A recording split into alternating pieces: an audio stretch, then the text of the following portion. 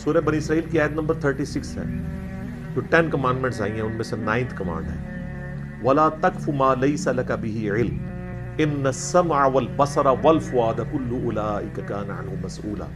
انسان کسی چیز کی پیروی اس وقت تک مت کر جب تک کہ تجھے اس کے بارے میں ڈیفینیٹ علم نہ حاصل ہو جائے۔ بے شک کان، آنکھیں اور عقل، دل یا دماغ، کوئی بھی چیز، اس کے بارے میں تجھ سے پوچھا جائے گا کہ ان 3 انسٹرومنٹس کو استعمال کر کے تم نے حق بات تک پہنچنے کی کوشش کیوں نہیں کی؟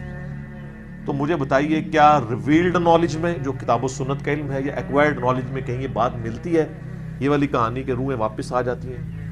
یہ تو ہندوؤں سے مستعار لیا گیا عقیدہ ہے۔ ان کے ہاں یہ آتما کا ایک کانسیپٹ ہے کہ جو بری آتما ہے وہ بھٹکتی رہتی ہے اور اچھی آتما جو ہے وہ پیس کے اندر چلی جاتی ہے۔ وہ تو جناب، وہ تو یہ کہتے ہیں زلزلہ بھی آتا ہے، گائے نے ایک سینگ کے اوپر اٹھایا ہوا ہے کیا نام ہے زمین کو، اور جب تھک جاتی دوسرے پہ۔ تو یہ ساری توہمات ہیں۔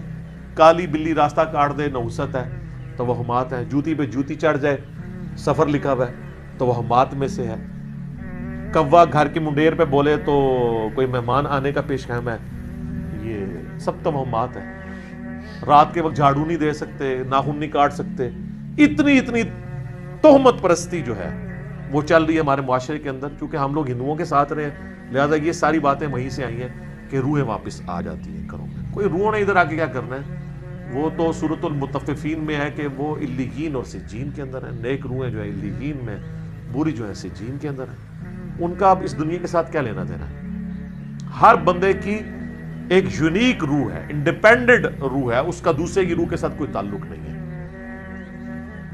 تو دوسرے کے جسم میں جانے کی بات ہی نہیں ہے، بھٹکنے کی بات ہی نہیں ہے۔ بیسیکلی شیاطین ہیں جو اب چونکہ شیطان جو جنات کے اندر شیطان موجود ہیں ان کو تو ہم لوگ دیکھ نہیں سکتے، تو وہ مختلف قسم کی شکلیں دھار کے پبلکلی آ جاتے ہیں سامنے، تو لوگ سمجھتے ہیں یہ اسی بندے کی کوئی روح آ گئی ہے واپس۔ اس طریقے سے نہیں ہوتا، یہ بالکل جھوٹی باتیں، اسلام کا ایسے کوئی تعلق نہیں ہے۔ باقی جمعراتیں جو بیچتے ہیں وہ روٹی روزی ان کی چلنے دیں آپ، جمعراتوں کی وجہ سے ہی تو یہ عقیدہ انہوں نے گھڑا ہوا ہے۔ ویسے ان کو بھی آپ جا کے ایک سائڈ پہ کر کے پوچھیں نا کہیں لکھا ہے تو کہیں گے ہے کوئی نہیں ہے، لیکن اصالِ ثواب کے لیے ہمیں جمعرات دے دیا کریں۔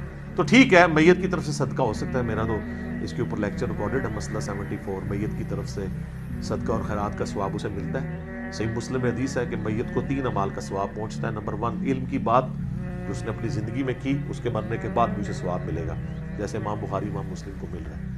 دوسرا، صدقہ جاریہ، جو اپنی زندگی میں کوئی نیکی کا کام کیا اس کے بعد بھی جاری رہا، اسے ثواب ملے گا۔ تیسرا، نیک اولاد جو اس کے لیے دعا کرتی ہے۔ اور اسی کو سپورٹیو سنن نسائی میں حدیث ہے، بخاری مسلم میں بھی اس کا کچھ حصہ موجود ہے، جو سعد ابن عبادہ سفر میں تھے تو ان کی ماں پیچھے سے فوت ہو گئی، انہوں نے کہا یا رسول اللہ میرا ارادہ ہے کہ میں اس کی طرف سے صدقہ کروں تو اسے ثواب ملے گا؟ آپ نے فرمایا ہاں۔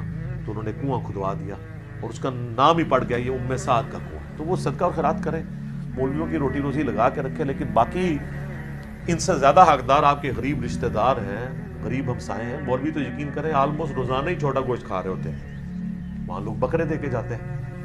غریب رشتہ داروں کو کوئی جو ہے ایک چھٹانگ چھوٹا گوشت لے کے دینے کے لیے تیار نہیں، اور یہ لوگ عیاشی کی زندگی گزار رہے ہوتے ہیں۔ آپ ان سے پوچھیں، وہ کہتے ہیں دیکھیں یہ تو برکت ہے، ہم نے علم دین حاصل کیا تھا تو ہم کھا رہے ہیں۔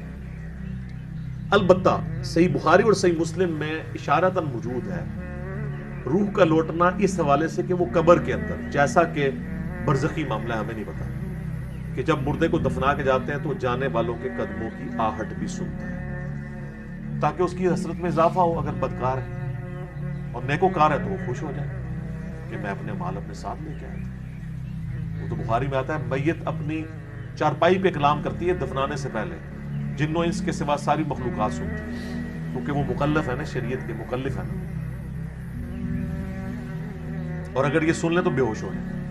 وہ کہتی ہے مجھے کدھر لے کے جا رہے ہو، اور نیک نیت کہتی ہے مجھے جلدی جلدی اس طرف لے جاؤ۔ یہ جناب بڑا خطرناک معاملہ ہے۔ اللہم انی اعوذ بک من عذاب جہنم